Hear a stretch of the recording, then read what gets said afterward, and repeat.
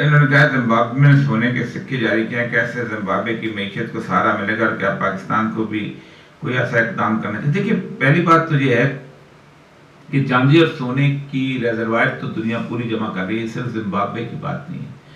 گزشتہ تقریباً 10 سال سے اگر آپ چین جاتے ہوں جو لوگ تو دیکھتے ہوں گے چین کے اندر مختلف قسم کے اسٹال لگے ہوئے ہیں کہ جہاں آپ کو تو کہتے ہیں کہ آپ سونا خریدنا چاہتے ہیں تو سونا خرید لیں، سونے میں اسٹاک کریں. اس وقت سب سے زیادہ جو ہے خریداری جو ہے وہ چین کر رہا ہے. روس کے پاس اپنا سونا بہت ہے. دنیا میں سب سے زیادہ سونا جو ہے وہ انڈیا کے پاس ہے، کیونکہ ہماری خواتین جو ہیں انڈیا پاکستان پہ بھی ہیں، ان کو سونا سنبھالنے کی اور سونے میں اس کو پرزرو کرنے کی بہت عادت ہے.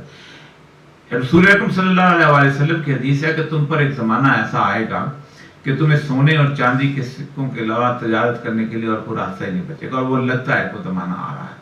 کیونکہ کچھ عرصے کے بعد جو ڈالر اسٹینڈرڈائزیشن ہے یہ ختم ہو جائے گی. آپ دیکھیں کہ اس وقت دنیا جو ہے وہ روس سے تیل اور روس سے جو گندم خرید رہی ہے وہ روس کے سکے میں خرید رہی ہے، روبل میں خرید رہی ہے. اور روبل میں بھی بعض دفعہ ایسا ہوتا ہے کہ روبل بھی آپ کو سونا بیچ کے خریدنا پڑتا ہے. سن 75 سال انہوں نے ڈالر سونا بیچ کے خریدتے رہے. تو اصل میں بنیادی طور پر انٹرنسک ویلیو والی کوئی چیز جو ہے وہ اب اس کے بعد چلنا شروع ہو جائے گی. اور اگر خدا نہ خواستہ جنگ ذرا سی پھیلی جو یوکرین والی ہے تو پھر تو کاغذ ختم ہو جایا کرتا ہے، پھر تو واقعی ہوتا ہے. تو یہ ہونا تو یہ چاہیے، بات ان کی ٹھیک ہے ایک آپ کو سونے اور چاندی کے سکے، لیکن آپ انٹرنیشنل مانیٹری فنڈ سے باہر نکلیں گے تو کریں گے نا. ابھی تو ہم انٹرنیشنل مانیٹری فنڈ کے اندر ہیں. جی بس. اور ایسا آپ کو یاد ہے غلام مرتضیٰ ملک صاحب کے زمانے میں ایک سلیبس بنا تھا سعودیہ اور یو اے، جیسے میرے پاس ایک کاپی ہوگی کہ وہ جس طرح دبئی میں ہے نا، ایک بچہ جب 12 کلاس کرتا ہے نا وہ جمعہ پڑھا سکتا ہے، وہ واز کر سکتا ہے، وہ جماعت کرا سکتا ہے. یہ سارا اس طرح کا وہ نظام تھا، پتہ نہیں وہ کیوں وہ رہ گیا. جی انہوں نے کالج بھی بنایا تھا مرتضیٰ ملک صاحب نے، ریلوے اسٹیشن کے پاس ان کا بنا تھا کالج جو تھا، اور اس میں انہوں نے کسی حد تک کوشش کی تھی. لیکن وہ پھر دیکھیے آپ کے مقابلے پہ فورسز بہت زیادہ ہیں اور وہ آپ کو نہیں چلنے دیں گی. آپ کا بائیکاٹ ہوگا، آپ کو آگے لے کے نہیں چلیں گے. ایک بات طے ہے کہ جتنے بھی اگرچہ کہ حکومت نے یہ انگلش میڈیم نہیں کیا لیکن حکومت کی اسپانسر شامل تھی ان کے اندر. یہ جو آدھی سے زیادہ جو بلڈنگز ہیں ان سکولوں کی یہ گورنمنٹ کی ایڈ سے بنی ہیں اور ڈیولپمنٹ فنڈ سے بنی ہوئی ہیں. اور صاحب آپ کو یاد ہے پی ٹی وی پہ ایک حدیث آتی تھی کہ دنیا میں جائیداد اور جگیریں نہ بنائے ورنہ دنیا کے ہو کے رہ جاؤ گے. صحیح بات. آج کا جتنے بھی علماء دین ہیں ان کے پاس کروڑ کی گاڑی ہے، 4 پیچھے کلاشنکوف والے ان کے باڈی گارڈ ہیں. انہوں نے استغفار کرنا ہے. 16 لاکھ ان کے بچے ہیں جو عام ریکارڈ پہ ہے، جو مدرسوں میں ہیں، جس میں آدھے حافظ قرآن ہوں گے. یہی استغفار کرنے تو شاید اللہ تعالیٰ ہمیں معاف کر دے. ہماری مسجد و ممبر یہ کہاں پہ کھڑے تھے، آج ہم استغفار کی طرف بھی جا رہے ہیں، لیکن ہمارا کبھی وہ کردار ادا نہیں ہوا کہ بھائی یہ ملاوٹ کے بڑے نقصان ہیں، بددیانتی کے، خیانت کے، جھوٹ کے اور یہ گندگی پھیلانے کے. تو اس کو ہم کیسے ٹھیک کریں گے؟ ہم صرف عبادات پہ زور رکھا گیا ہے لیکن اس طرف نہیں آیا گیا. تو آپ اس بات یہ ہے کہ ہم جب تک ہم اپنی زندگی کے معاملات کے اندر ہمارے علماء کرام کم سے کم پہ کمپرومائز نہیں کریں گے نا اس وقت آگے نہیں بڑھیں گے.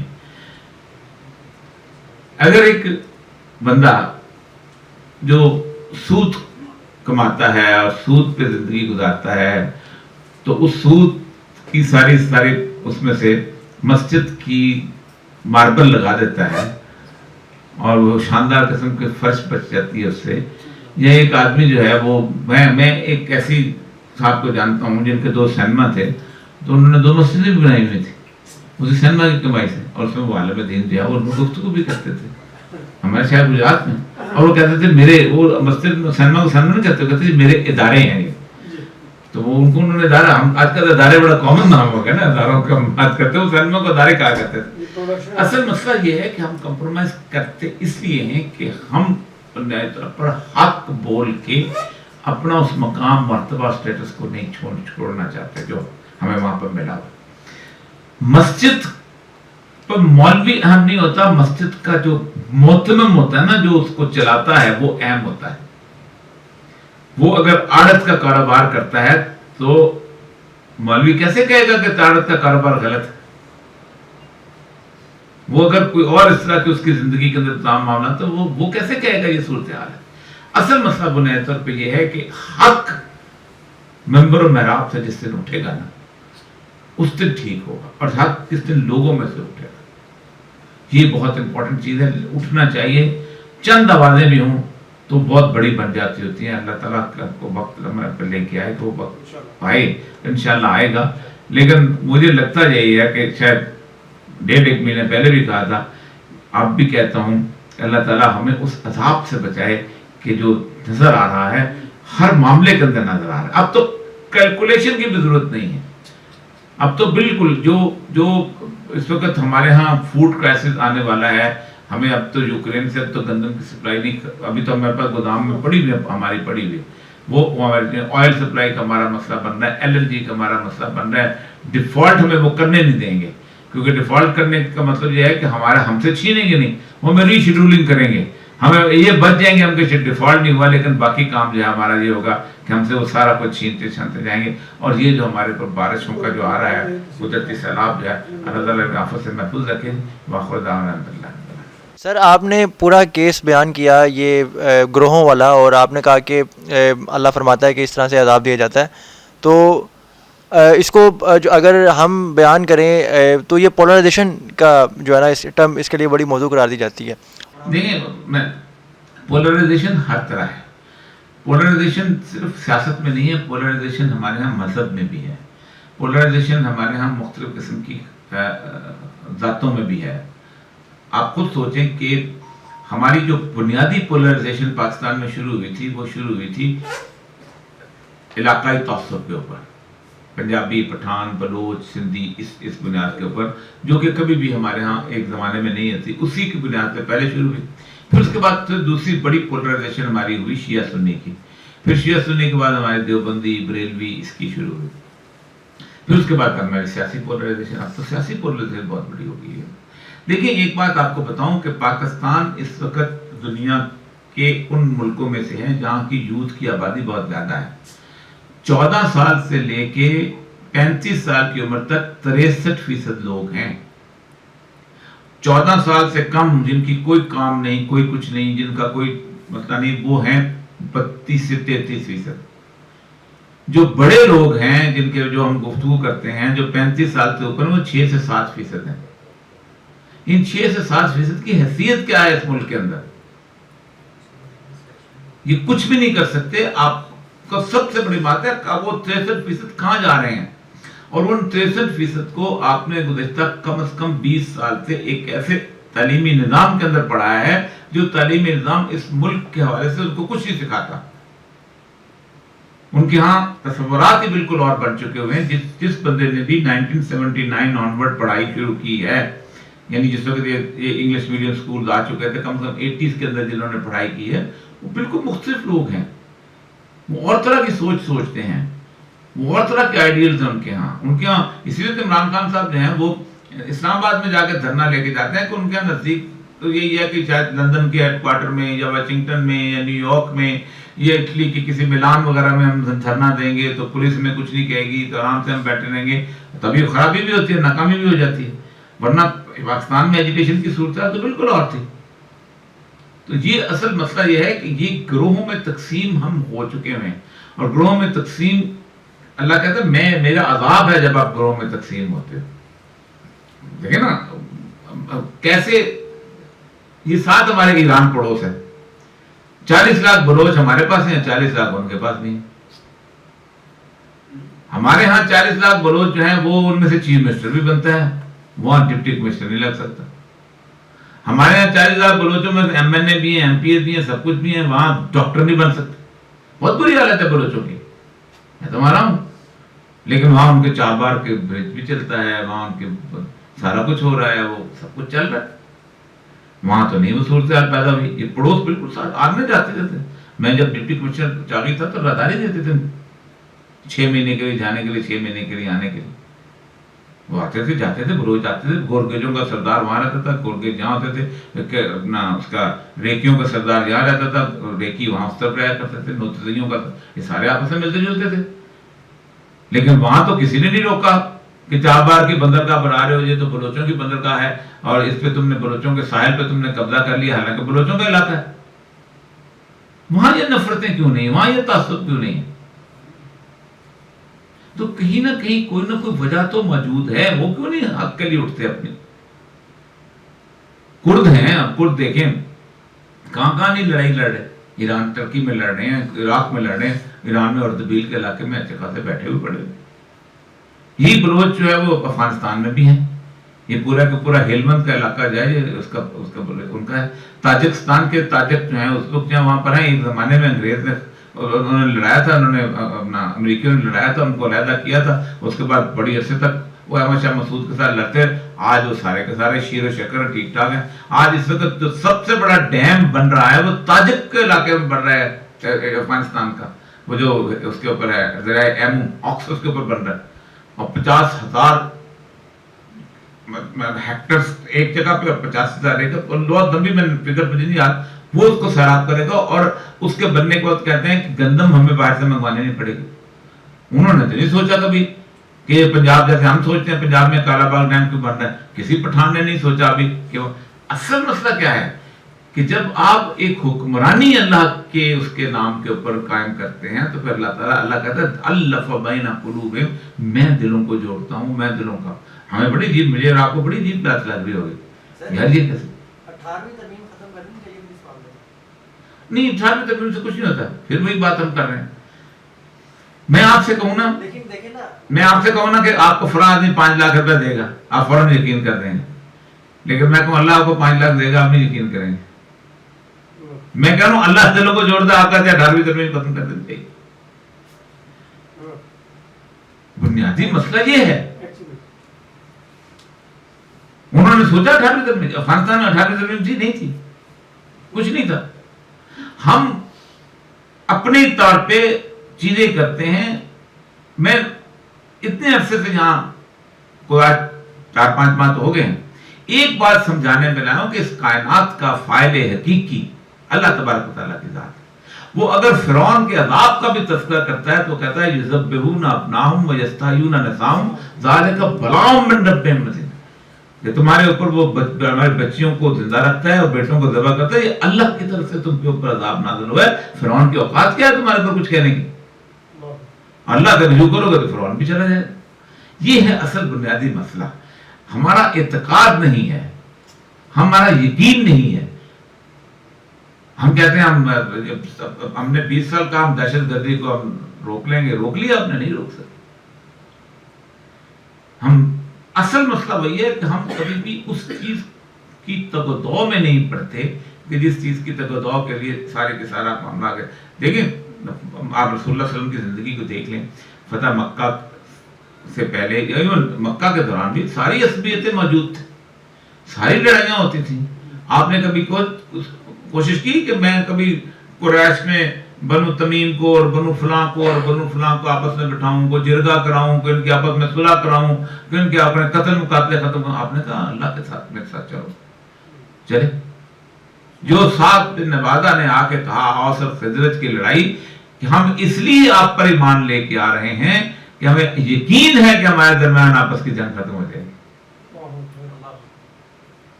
और वहां पर और हुआ क्या कि जब फतह मक्का के बाद आपने आखिरी हज्जतुल विदा हुआ तो आपने क्या कहा?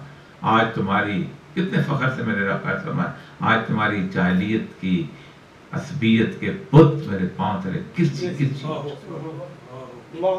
ये है कैफियत। असल मसला पता क्या है, हम खालिसतन तदबीर आप करें, यकीन अल्लाह पे होना चाहिए, यकीन जो उस पे नहीं होना चाहिए।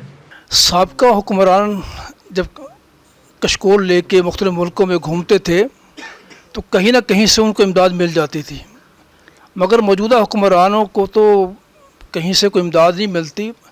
और अब तो अलमिया ये है कि हमारे chief of the army staff कशकोल लेके मुख्तलिफ मुल्कों के अंदर घूम रहे हैं। ये दिन भी हमने देखने थे। और फिर दूसरी तरफ ये मुल्क के हालात देख लें कि तेल का बहुत बड़ा बहरान आने वाला है। गैस के हवाले से अभी से हमारे हुक्मरान कह रहे हैं कि आपको गैस नहीं मिलेगी। बिजली की जो इस वक्त हालत है वो हम सबके सामने है। اور یہ ایک اللہ تعالیٰ کا بہت بڑا عذاب ہے جو ہم پر مسلط ہے. مگر دکھ کی بات یہ ہے کہ ہم لوگ اللہ کی طرف رجوع کرنے پر بھی آمادہ نہیں ہیں, اللہ تعالیٰ سے سلوک کرنے کے پر بھی آمادہ نہیں نظر آ رہا ہے. قوم یونس جو تھی اس نے تو اللہ تعالیٰ کی طرف رجوع کر لیا تھا, مگر ہمیں تو یہ نظر نہیں آ رہا کہ تو کیا اس میں دیکھیے میں آپ کو عرض کروں, کیسے تباہی سے نکل سکتے. میں آپ کو عرض کروں, کم از کم 10 سال کے پرانے میرے کالم نکالنے ہیں, 10 سال سے صرف ایک ہی عرض کی ہے اپنے تمام علماء کرام سے. انہوں نے تو یہ آیات پڑھی ہوئی ہیں, عمران خان نے, نواز شریف نے, زرداری نے, شہباز شریف, انہوں نے نہیں پڑھی, انہوں نے پڑھی ہوئی ہے. یہ لے کے نکلے کبھی آپ کو انگلی پکڑ کے چلو آج باہر نکلے, ہم آج اجتماعی استغفار کریں, کوئی نہیں نکلا. ہمارا المیہ سب سے بڑا یہی ہے کہ ہم بنیادی طور پر ہم جو ہیں اس طرف ہمارے وہ لوگ جو کہ جانتے بوجھتے ہیں وہ نہیں نکلے. اس کی ایک وجہ ہے, ہر بندے کا اپنا اپنا اندر ایک غرور ہوتا ہے, نفس ہوتا ہے, اور اس نفس کو ہم نے الہ بنایا ہوتا ہے, ہم نے حاکم بنایا ہوتا ہے. اور یہ بہت بڑا شرک ہے کہ آپ اپنے نفس کو حاکم بنا لیں. ہمارا نفس یہ کہتا ہے کہ اولیاء مقبول جان, اللہ کے سامنے اندھیرے میں تم رو لو, یہ باہر رو گے تو لوگ کہیں گے یار کیسا نان سائنٹیفک ساتھ میں, کیسا عجیب و غریب بات, یہ جس کو اس کو دنیا پتہ نہیں, کام کسی اور سے انہیں مانگ اللہ سے رہا ہے. ہم اللہ کے سامنے اجتماعی طور پر جھکنا اپنی ذلت سمجھتے ہیں بنائی طور پر. ہم سمجھتے ہیں کہ یہ بہت عجیب و غریب سی بات ہوگی اگر ہم ایسا کریں گے کسی طور پر. یہ وجہ ہے کہ ہم کسی طور پر بھی اجتماعی طور پر استغفار, آپ کا نماز استسقاء کبھی پڑھی کہ وہ کس نے نہیں پڑھی؟ رسول اللہ صلی اللہ علیہ وسلم کی ایک خاص ایک جسے کہتے ہیں سنت میں سے شامل تھا کہ بارش نہیں ہوتی تھی, آپ باہر لے کے نکلتے تھے, آپ نماز استسقاء پڑھتے تھے. آپ نے کبھی آج تک اس کے اندر چاند گرہن کے اندر سورج نماز خسوف و خسوف پڑھی نہیں پڑھی؟ ہم اس کے اپنے سائنٹیفک.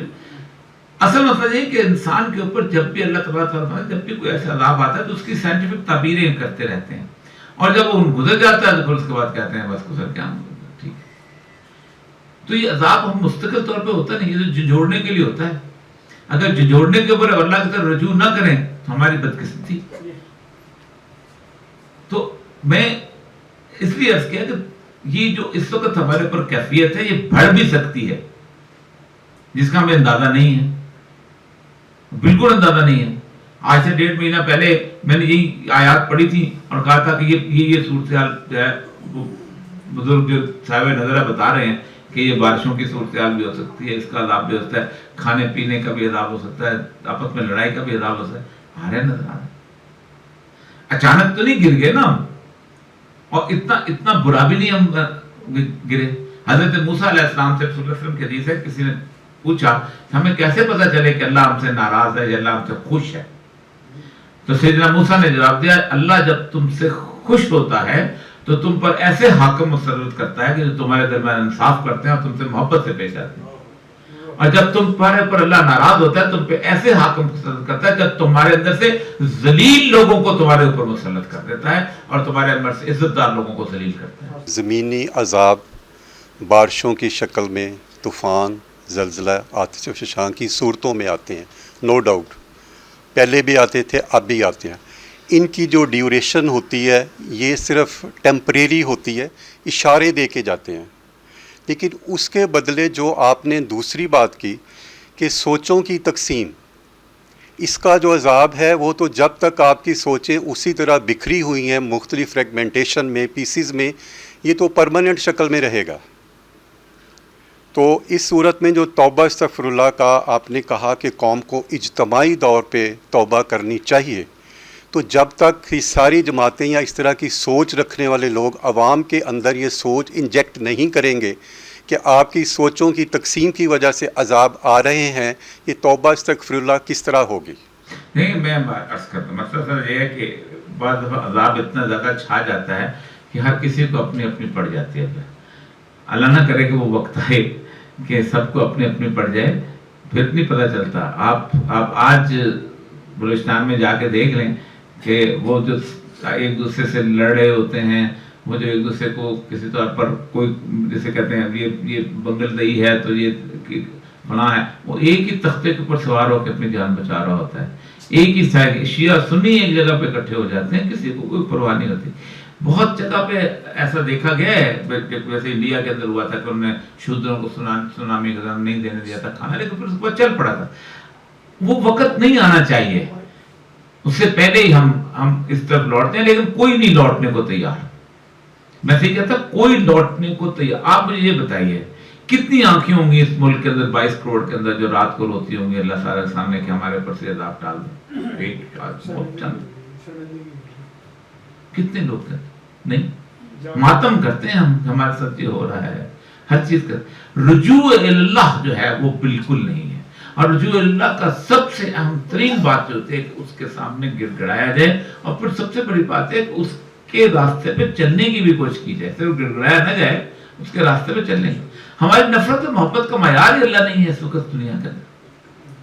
ہم کسی پارٹی کو، کسی بندے کو اس وجہ سے محبت نہیں کرتے کہ وہ اللہ کو، ہم اس لیے محبت کرتے ہیں کہ بنیاد طور پہ نون لیگ کا ہے، کاف لیگ کا ہے، دیوبندی ہے، بریلوی ہے، سب کچھ. آپ کسی بندے کو آج آپ مولانا فضل الرحمان صاحب کی پارٹی کے بندے کو یا تحریک لبیک والے کو کہہ دیں کہ یار مولانا فضل الرحمان نے اچھا کیا تھا، تو وہ کہے گا کیسے ہو سکتا ہے. فضل الرحمان سے کہہ دیں تحریک لبیک والے نے اچھا کیا تو کہیں نہیں مانیں، کسی طور پہ نہیں مانیں.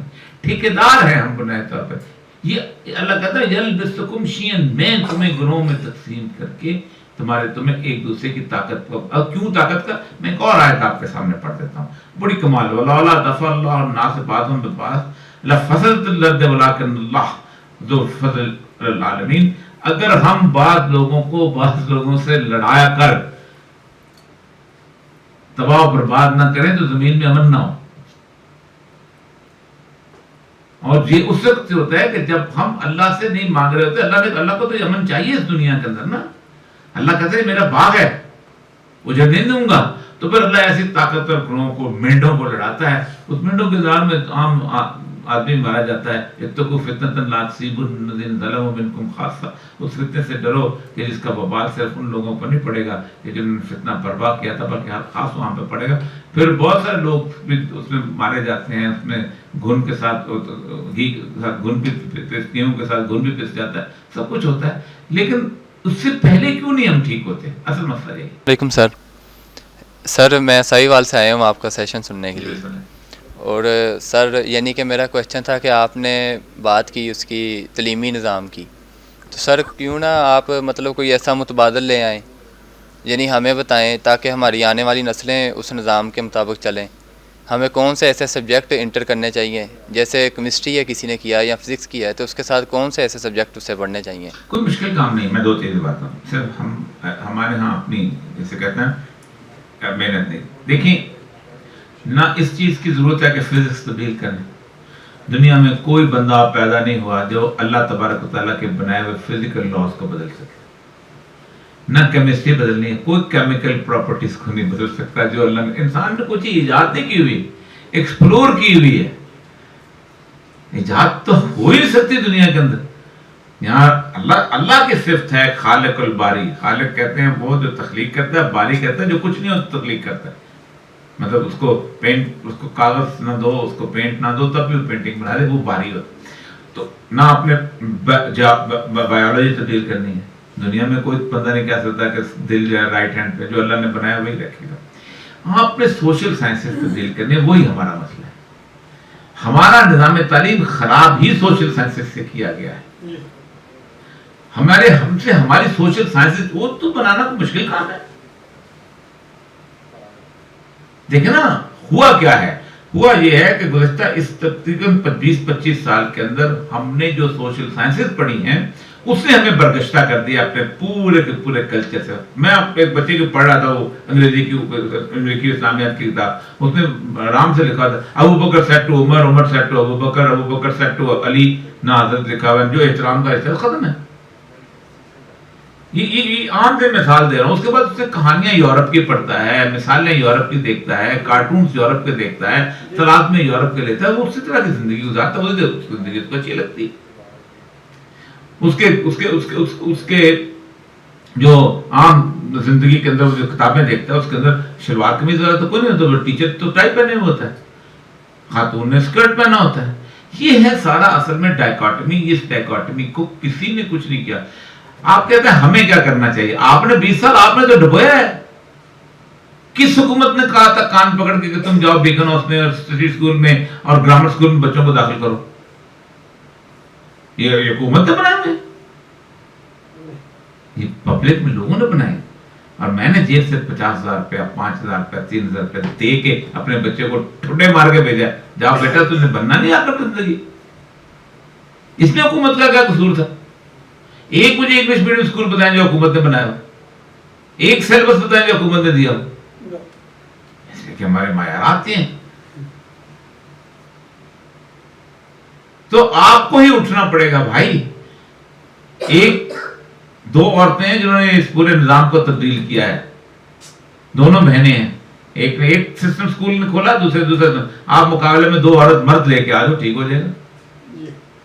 और मर्द उस वक्त लाओगे कि जब आप की नीयत ठीक होगी। क्या हुआ? आपके यहाँ 50,000 से ज्यादा एजुकेशन स्कूल्स हैं, ये रौदातुल अत्फाल और सुफा और दारे अरकम और ये और वो, ये एक सिलेबस पे मुत्तफिक नहीं हो सके। 450 स्कूल है उसके आगा खान के, टोटल उनका अपना तालीमी बोर्ड है। आपने तो फ्रेंचाइज बनाई हुई है। मेरे पास 50 लाख रुपए आ जाते हैं, बेशक मैं रिश्वत लेके करता हूं, मैं जाता हूं दारे रकम के पास, सर मुझे फ्रेंचाइज बना दे। आपने पेप्सी की फैक्ट्रियां खोली हुई हैं, कोक की फैक्ट्रियां खोली हुई, फ्रेंचाइज देते हैं आप। तो मेरा नाम इस्तेमाल करो, हम उससे ये जितने भी स्कूल खुले हुए हैं, कॉलेज खुले हुए हैं, खा वो स्पिरिट का खुला हुआ है, खा वो इसका खुला हुआ है, क्या नाम है, पंजाब कॉलेज खुला, फ्रेंचाइज है। तो एजुकेशन तो हमने कारोबार बनाया है ना। मैंने इज्तिमाई तौर पे हम ऐसी कौम हो चुके हैं, उठना पड़ेगा। और उठ कौन सकता है? जिसको आप सरमाया देंगे। एक दो चीजों के ऊपर मैं गुज़श्ता 12 साल से फोकस किया, 2 चीजों सिर्फ, एक मीडिया और एक एजुकेशन, कि ये दोनों ठीक कर लो, मुकाबले पर लड़ाई लड़ो, ठीक हो जाएगा, आगे बढ़ो। आप सोच सकते हैं 3-3 घंटे की मेरी तकरीरें हैं कि खुदा का वास्ता है कि आपका मीडिया हाउस मुकाबले पे, आपका प्रॉपर्टी डीलर जो है वो पैसे खर्च करता है, मीडिया हाउस बनाता है अपनी प्रॉपर्टी को बचाने के लिए, अपना जो स्कूल का है वो बनाता है। आपका एक बंदा खड़ा नहीं होता कि हम मीडिया हाउस बना लें, एक बंदा खड़ा नहीं होता कि मैं स्कूल का सिस्टम बना लूं, एक नहीं, कागजों से नहीं बनते। आपको इन्वेस्ट करना पड़ता है, आपको पैसा खर्च करना पड़ता है। इन 2 चीजों में आप इन्वेस्टमेंट कर लें, ढूंढ दे, मसला ठीक हो जाता है। सिर्फ नारेबाजी से 12 साल से मैं आपको सोच जाते मुस्तकिल इस बात पे मैं लगा हुआ हूं कि सिर्फ ये 2 चीजों के ऊपर लड़ाई लड़ लो, सब ठीक हो जाएगा। सर सैयद अहमद खान निकला था ना अपने हिसाब से, अगरचे को उसका कॉन्सेप्ट बिल्कुल और तरह का था, जो भी था उस पर नीयत खालिसतन थी, नीयत थी, ठीक थी। मुकाबले में देवबंद का अपनी खालिसतन नीयत थी, उन्होंने लहदा कर लिया, निकाल लिया। दोनों ने दीन, एक ने दीन को पकड़ा, एक ने दुनिया को पकड़ा। नीयत खालिस के लिए सबको सरमाया मिल गया, अब नहीं मिलता। अब आप मदरसा बना सकते हो बड़ा शानदार किस्म का, सब कुछ कर सकते हो, ये काम आप नहीं कर सकते।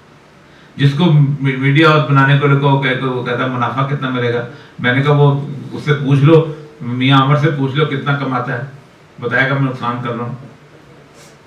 तो उसको पता है कि आज वो बंद कर देगा, कल को उसका स्कूल जो है उसके ऊपर चढ़ दौड़ेंगे लोग, उसकी इंश्योरेंस कंपनी है। 2022 में हमने देखा कि जितने उलमा थे आज वो कहाँ पे हैं, आज उनकी तरबियत कहाँ पे है। हमें एट द एंड अल्लाह की ज़ात ने दिखाया है कि मुल्ला उमर ने अगर वो लम्हा सोचा होता, हमें जो बादियो नज़र में नज़र आता है पीछे क्या है वो हमें पता नहीं है, हम आम लोग हैं, कि अगर वो सोचा होता कि उसामा बिन लादेन को दे देते तो शायद ये जंग ना होती। लेकिन उन्होंने सोचा नहीं, ये मेरे अल्लाह का हुक्म है और ये मैं इसको नहीं दे सकता। वो जंग में चले गए, आज फ़तह उनको मिली। मीडिया में मैं नहीं बता रहा, लेकिन आपके लेक्चर्स से हमें पता चलता है इंशाअल्लाह ताला वो बढ़ रहे हैं, मतलब काफ़ी हद तक स्टेबल भी हो चुके हैं। अब इमरान खान का जिस तरह आहिस्ता आहिस्ता कुछ एक अकेला निकला था, आज काफ़ी ज़्यादा हो गए हैं। نواز شریف کو ہم نے خود بچپن میں دیکھتے آئے ہیں کہ بھی کیسے وہ بڑا مطلب کیسے وہ جماعت بھری، اس میں وہ کس مقام پہ آج کھڑا ہے، اللہ کی ذات. اچھا ان ساری چیزوں میں ہمارے لیے آخرت میں ہمارا کس کیٹیگری میں نام لکھا جائے گا کہ ہاں بھی تمہیں جو ملتا گیا تم لیتے گئے، یا ہمیں بھی کوئی ریسسٹ کرنا چاہیے؟ عام بندہ. دیکھیے تقریباً 15 دن کے بعد افغانستان کو پورا 1 سال ہو جائے گا. میں ایک جگہ کہہ رہا تھا کہ پاکستان کا 1 سال اور افغانستان کا 1 سال کا موازنہ کر لیں، کوئی اور نہیں، صرف موازنہ کر لیں. دنیا کہہ رہی تھی وہاں قحط ہوگا، دنیا کہہ رہی تھی وہاں لوگ مریں گے، دنیا کہہ رہی تھی وہاں اکنامک کرائسس آ جائے گا، دنیا کہہ رہی تھی وہاں لا اینڈ آرڈر کی صورتحال ہوگی، دنیا کہہ رہی تھی وہاں تباہ بربادی ہوگی، سب کچھ ہوگا. آج اپنا ڈالر کا مقابلہ کر لیں، آج اپنا اور ان کی تیل کی پیسے کا مقابلہ کر لیں، آج اپنا اور ان کی پیس کا مقابلہ کریں. لا آرڈر کے حساب سے اس وقت دنیا کا سب سے پیسفل شہر جو ہے کابل ہے. کل ان کی گیس کی سپلائی جب شروع ہوئی ہیں، تاجکستان سے ان کی ٹرین وہاں پہنچی ہے اور انہوں نے اپنی 50% گیس کی قیمت کم کر دی. 3,50,000 بیرل ایران سے تیل انہوں نے منگایا، تیل کی قیمت انہوں نے آدھی کر دی ہے. اپنا مقابلہ کر لیں دونوں. اور کیا ملک کہ جس نے 20 سال جنگ دیکھی ہے. اچھا ایک صرف ملتا ہے، عورتوں کو نہیں پڑھا رہے، کوئی اور نہیں. ان کے ہاں عورتوں کو دیکھیں تمہاری کیا صورتحال ہے، وہ بھائی تم سے زیادہ اچھی ہیں. کہ جہاں نیو یارک کی بازار کے اندر عورت رات کو نکلتے ہوئے 10 دفعہ خوف کے اندر جا رہی ہوتی ہے. میں خود 96 میں تھا، میں 5th ایونیو میں جا رہا تھا، میں نے ہوٹل میں جانا تھا، ایک عورت وہ 6 فٹ قد کی میرے پیچھے میرے چلنا شروع ہوئی. میں رک گیا، وہ پھر پیچھے رکی. میں نے تھوڑی دیر رکا، میں نے کہا مسئلہ کیا ہے؟ اس نے کہا تم کہاں جا رہے ہو؟ میں نے کہا میں آگے ہوٹل تک جا. اس نے کہا تم وہاں تک مجھے ساتھ تمہارے چل سکتے ہوں؟ میں نے کہا کیوں؟ اس نے کہا تم ساتھ ہو گئے تو کوئی مگر مجھے ہے وہ مجھے رستے میں وہ مارے گا نہیں، یا مجھے پکڑ لے کے مجھ سے پیسے نہیں چھینے گے. یہ صورتحال تو وہاں نہیں. صرف اپنا موازنہ کر لیں، اپنی اکنامک کنڈیشن کا موازنہ کر لیں. 1 روپے کا قرضہ نہیں ہے پورے ملک کے اوپر افغانستان کے. ایک آنے کا سود نہیں دینا، سود کا کاروبار ہی کوئی نہیں وہاں پر.